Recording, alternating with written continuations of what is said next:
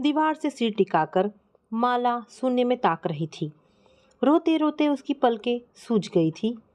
जब भी कभी कभी एकाध आंसू पलकों पर आता और उसके गालों पर बह जाता। पास के कमरे में उसकी भाभी दहाड़े मार मार कर रो रही थी। भाभी की बहन और भाभी उन्हें समझा रही थी। भाभी के दोनों बच्चे आरव और शालू सहमे हुए से माँ के पास बैठे थे। भाभी का रुदन कभी उसे सुनाई पड़ जाता। बुआ माला के पास बैठी थी और भी बहुत से रिश्तेदार घर में जगह जगह बैठे हुए थे। माला का भाई और घर के बाकी दूसरे पुरुष अर्थी के साथ शमशान घाट अंतिम संस्कार करने जा चुके थे। माला की आंखों से फिर आंसू बह निकले। माँ तो बहुत पहले ही उन्हें छोड़कर चली गई थी। पापा ने उन्हें माँ और बाप दोनों का प्यार देकर पाला। उनकी उंगलियां पकड़कर दोनों भाई बहन ने चलना सीखा। इस काबिल बने कि जिंदगी की दौड़ में शामिल होकर अपनी जगह बना सके। और आज वही पापा अपने जीवन की दौड़ पूरी कर इस संसार से चले गए। वह पापा की याद में फफक पड़ी। पास बैठी बुआ उसे सांत्वना देते हुए खुद भी भाई की याद में बिलखने लगी। घड़ी ने 4:30 बजाए तो रिश्तों की एक दो महिलाएं घर की औरतों के नहाने की व्यवस्था करने में जुट गई। दाह संस्कार से पुरुषों के लौटने से पहले घर की महिलाओं का स्नान हो जाना चाहिए। भाभी और बुआ के स्नान करने के बाद बेमन से उठकर माला ने भी स्नान किया। कैसी अजीब रस्में हैं, माला सोच रही थी। आदमी के मरते ही इस तरह से घर के लोग स्नान करते हैं कि जैसे कि कोई छूत की बीमारी थी, जिसके दूर हटते ही स्नान करके लोग शुद्ध हो जाते हैं। धर्म और उसकी रूढ़ियाँ संस्कार है कि कुरीतियाँ। इंसान की भावनाओं का ध्यान नहीं है, बस लोग आडंबर में फंस जाते हैं।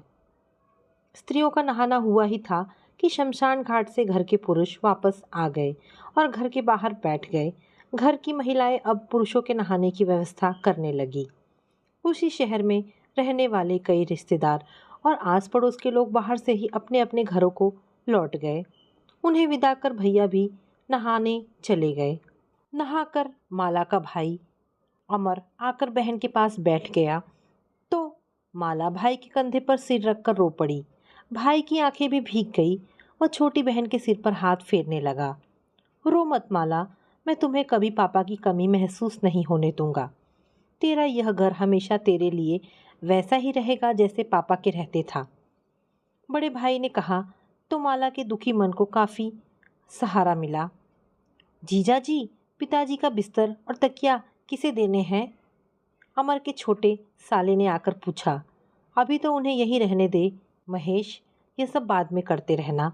इतनी जल्दी क्या है? अमर के बोलने से पहले ही बुआ बोल पड़ी। नहीं बुआ, ये लोग हैं तो यह सब हो जाएगा। फिर मेहमानों के सोने के लिए जगह भी तो चाहिए ना। महेश, तुम पापा का बिस्तर और कपड़े वृद्धाश्रम में दे आओ, वहाँ किसी के काम आ जाएंगे। अमर ने तुरंत उठते हुए कहा। लेकिन भैया, पापा की निशानियों को अपने से दूर करने की इतनी जल्दबाजी क्यों? माला ने एक कमजोर सा प्रतिवादन करना चाहा, लेकिन तब तक अमर महेश के साथ पापा के कमरे की तरफ जा चुके थे। लगभग 20 मिनट बाद भैया की आवाज़ आई। माला, ज़रा यहाँ आना। अपने को संभालते हुए माला पापा के कमरे में गई। देख माला, तुझे पापा की याद के तहत उनकी कोई वस्तु चाहिए तो ले ले, अमर ने कहा। भाभी को शायद कुछ भनक लग गई और वे तुरंत आकर दरवाजे पर खड़ी हो गई। माला समझ गई कि भाभी यह देखना चाहती है कि वह क्या ले जा रही है। पापा की पढ़ने वाली टेबल पर उनका और माँ का शादी के बाद का फोटो रखा हुआ था। माला ने जाकर वह फोटो उठा लिया। इस फोटो को संभाल कर रखेगी वह। पापा की सोने की चैन और 3 अंगूठियाँ फोटो के पास ही एक छोटी सी ट्रे में रखी थी, जिन्हें माँ ने घर खर्चे के लिए मिले पैसों में बचा बचा कर अलग अलग मौक़ों पर पापा के लिए बनाया था। चूँकि ये चैन और अंगूठियाँ माँ की निशानियाँ थीं, इसलिए पापा इन्हें कभी अपने से अलग नहीं करते थे।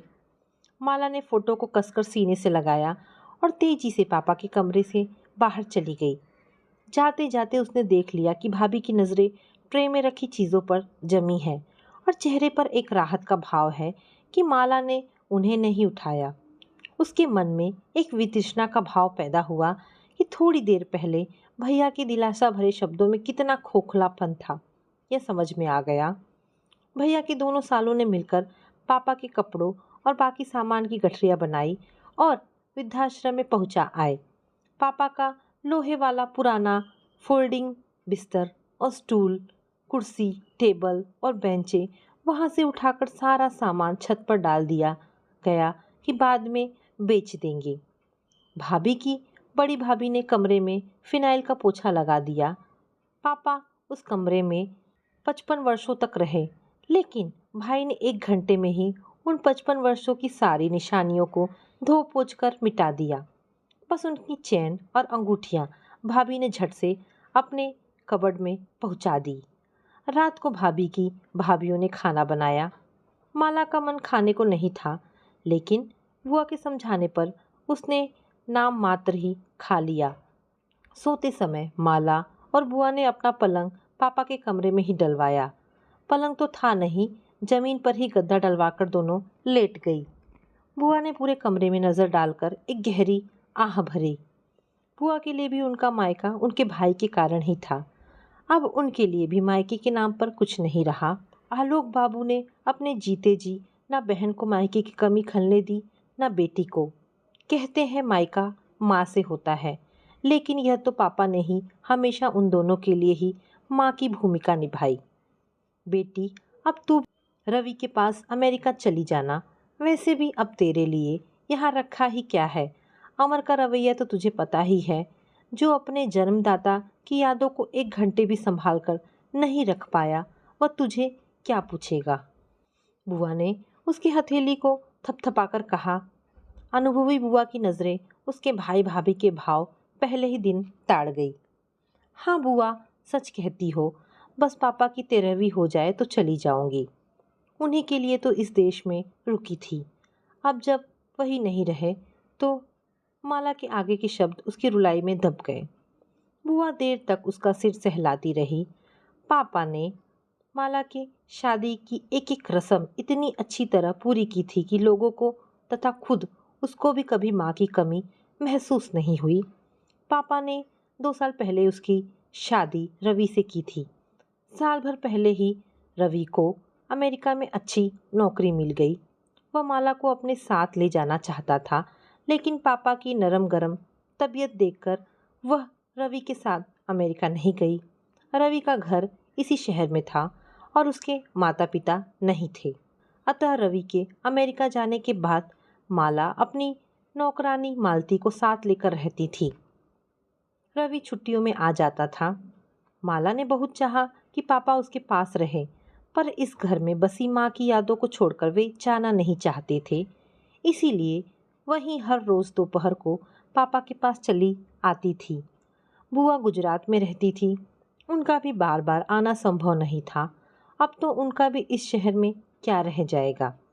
पापा की तीसरे दिन की रस्म हो गई। शाम को माला बुआ के साथ आंगन में बैठी थी। रवि के फ़ोन रोज आते और उससे बात कर माला के दिल को काफ़ी तसल्ली मिलती थी। रवि और बुआ ही तो अब उसके अपने थे। बुआ के सिर में हल्का हल्का दर्द हो रहा था। मैं आपके लिए चाय बनाकर लाती हूँ बुआ, आपको थोड़ा आराम मिलेगा, कहकर माला चाय बनाने के लिए किचन की ओर चल दी। किचन का रास्ता भैया के कमरे के बगल से होकर जाता था। अंदर भैया भाभी, उनके बच्चे, भाभी के दोनों भाई बैठे बातें कर रहे थे। उनकी बातचीत का कुछ अंश उसके कानों में पड़ा तो ना चाहते हुए भी उसके कदम दरवाजे की ओट में रुक गए। वे लोग पापा के कमरे को बच्चों के कमरे में तब्दील करने पर सलाह मशवरा कर रहे थे। बच्चों के लिए फर्नीचर कैसा हो, कितना हो, दीवारों के पर्दे का रंग कैसा हो और एक अटैच बाथरूम भी बनवाने पर सोच हो रहा था। सब लोग उत्साह से अपनी अपनी सलाह दे रहे थे। बच्चे भी पुलक रहे थे। माला का मन खट्टा हो गया। इन बच्चों को पापा अपनी बाहों और पीठ पर लाद लाद कर घूमे हैं। इनके बीमार हो जाने पर भैया भाभी भले ही सो जाए, लेकिन पापा इनके सिरहाने बैठे रात रात भर जागते थे। अपनी तबीयत खराब होने पर भी बच्चों की इच्छा से चलते, उन्हें बाहर घुमाने ले जाते। और आज वे ही बच्चे 3 दिन में ही अपने दादाजी की मौत का गम भूलकर अपने कमरे के निर्माण को लेकर कितने खुश हो रहे हैं। खैर, ये तो फिर भी बच्चे हैं। जब बड़ों को ही किसी बात का लेश मात्र ही रंज नहीं है तो इन्हें क्या कहना। सब के सब उस कमरे की सजावट को लेकर ऐसे बातें कर रहे हैं मानो पापा के जाने की रास्ता देख रहे थे कि कब वे जाए और कब ये लोग उनके कमरे पर हथिया कर उसे अपने मन मुताबिक बच्चों के लिए बनवा ले। यह तो पापा की तगड़ी पेंशन का लालच था, नहीं तो ये लोग तो कब का उन्हें वृद्धाश्रम में भिजवा चुके होते। माला से और अधिक वहाँ पर खड़ा नहीं रहा गया। उसने किचन में जाकर चाय बनाई और बुआ के पास आकर बैठ गई। पापा की मौत के बाद दुख के 8 दिन 8 युगों के समान बीते। भैया भाभी के कमरे से आती खिलखिलाहटों की दबी दबी आवाज़ों से घावों पर नमक छिड़कने का सा एहसास होता था, पर बुआ के सहारे वे दिन भी निकल ही गए। 9वें दिन से आडंबर भरी रस्मों की शुरुआत हुई तो माला और बुआ दोनों ही बिलक उठी। 9वें दिन से रूढ़िवादी रस्मों की शुरुआत के साथ श्राद्ध पूजा में पंडितों ने श्लोकों का उच्चारण शुरू किया तो बुआ और माला दोनों की आंखों से आंसुओं की धाराएं बहने लगी। हर श्लोक में पंडित माला के पापा के नाम आलोक के आगे प्रेत शब्द जोड़कर विधि करवा रहे थे। व्यक्ति के नाम के आगे बार बार प्रेत शब्द का उच्चारण इस प्रकार हो रहा था मानो वो कभी जीवित ही नहीं था, बल्कि प्रेत योनि में भटकता कोई भूत था। अपने प्रियजन के नाम के आगे प्रेत शब्द सुनना उसकी यादों के साथ कितना घृणित कार्य लग रहा था। माला से वहां और बैठा नहीं गया। वह भागकर पापा के कमरे में आ गई और उनकी शर्ट को सीने से लगाकर फूट फूट कर रो दी। जीते जागते इंसानों के मन पर कुल्हाड़ी चलाने वाली भावहीन रूढ़ियों से भरी रस्में, जिनमें मानवीय भावनाओं की कोई कद्र नहीं। धार्मिक कर्मकांड समाप्त होने के बाद जब पंडित चले गए तब माला अपने आप को संभाल कर बाहर आई। भैया और उनके बेटे का सिर मुंडा हुआ था। 9वें दिन रस्मों के मुताबिक बेटे और उसके पोते के बाल निकलवा देते हैं। उनके घुटे सिर को देखकर माला का दुख और गहरा हो गया। कैसी होती हैं ये रस्में जो पलपन इंसान को हादसे की याद दिलाती रहती हैं और उसका दुख बढ़ाती हैं। रवि को आखिर छुट्टी मिल ही गई और पापा की 13वीं पर वह आ गया। उसके कंधे पर सिर रखकर पापा की याद में और भैया भाभी के स्वार्थी पक्ष पर वह देर तक आंसू बहाती रही। माला का बिल्कुल मन नहीं था उस घर में रुकने का, लेकिन पापा की यादों की खातिर वह रुक गई। 13वीं की रस्म पर भैया ने दिल खोल कर खर्च किया। लोग भैया की तारीफें करते नहीं थके कि बेटा हो तो ऐसा। देखो पापा की याद में उनकी आत्मा की शांति के लिए कितना कुछ कर रहा है। दान पुण्य अन्नदान। 2 दिन तक तो सैकड़ों लोगों का भोजन चलता रहा। लोगों ने खूब छक्कर खाया और भैया भाभी को ढेरों आशीर्वाद दिए। माला रवि और बुआ किनारे रहकर यह तमाशा देखते रहे। वे जानते थे कि यह सब दिखावा है, इसमें तनिक भी भावना या श्रद्धा नहीं है। ये कैसे जो व्यक्ति को इंसानियत का पाठ पढ़ाने के बजाय आडंबर और दिखावे का पाठ पढ़ाता है, ढोंग करना सिखाता है। जीते जी पापा को दवाइयों और खाने पीने के लिए तरसा दिया और मरने पर कोरे दिखावे के लिए झूठी रस्मों के नाम पर ब्राह्मणों और समाज के लोगों को भोजन करा रहे हैं। सैकड़ों लोगों के भोजन पर हजारों रुपए फूंक कर झूठी वाहवाही लूट रहे हैं, जबकि पापा कई बार 2 बजे तक एक एक कप चाय के भरोसे भूखे रहते थे। माला जब दोपहर में आती तो उनके लिए फल, दवाइयाँ और खाना लेकर आती और उन्हें खिलाती। रात को कई बार भैया और भाभी को अगर शादी या पार्टी में जाना होता था तो भाभी सुबह की 2 रोटियां एक कटोरी ठंडी दाल के साथ थाली में रखकर चली जाती। तब पापा या तो वही खा लेते या उसे फ़ोन कर देते, तब वह घर से गर्म खाना लेकर उन्हें खिलाती। माला सोच रही थी कि श्राद्ध शब्द का वास्तविक अर्थ होता है श्रद्धा से किया गया कर्म, लेकिन भैया जैसे कुपुत्रों और लालची पंडितों ने उसके अर्थ का अनर्थ कर डाला है। जीते जी पापा को भैया ने कभी कपड़े, शॉल, स्वेटर के लिए नहीं पूछा। इसके उलट अपने खर्चों और महंगाई का रोना रोकर हर महीने उनकी पेंशन हड़प लेते थे। लेकिन उनकी 13वीं पर भैया ने खुले हाथों से पंडितों को कपड़े, बर्तन आदि दान किए। माला को याद है कि उसकी शादी से पहले पापा के बिस्तर की फटी चादर और बदरंग तकिए का कवर, शादी के बाद जब उसके हाथ में पैसा आया तो सबसे पहले उसने पापा के लिए चादरें और तकिए के कवर खरीदे थे। जीवित पापा पर खर्च करने के लिए भैया के पास पैसा नहीं था, लेकिन मृत पापा के नाम पर आज समाज के सामने दिखावे के लिए अचानक ढेर सारा पैसा कहाँ से आ गया। रवि ने 2 दिन बाद अपने और माला के लिए हवाई जहाज के 2 टिकट बुक करा दिए। दूसरे दिन भैया ने कुछ कागज माला के आगे रख दिए।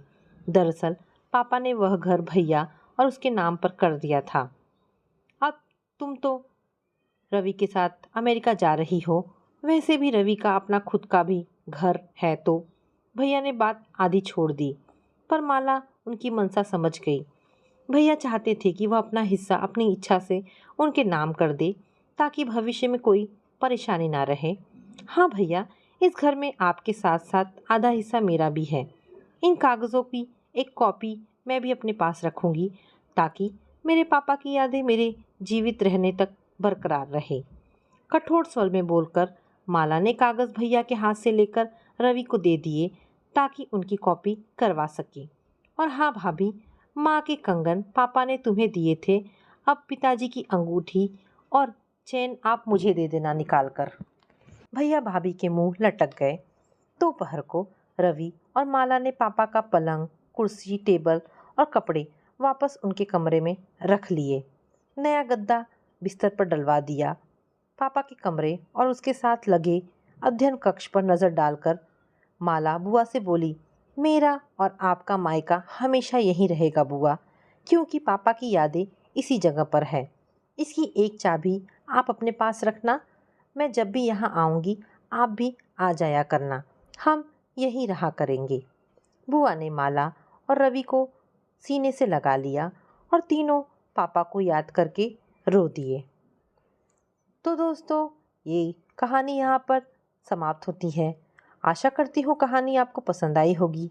अगर कहानी पसंद आई है तो प्लीज़ इसे लाइक एंड शेयर करें।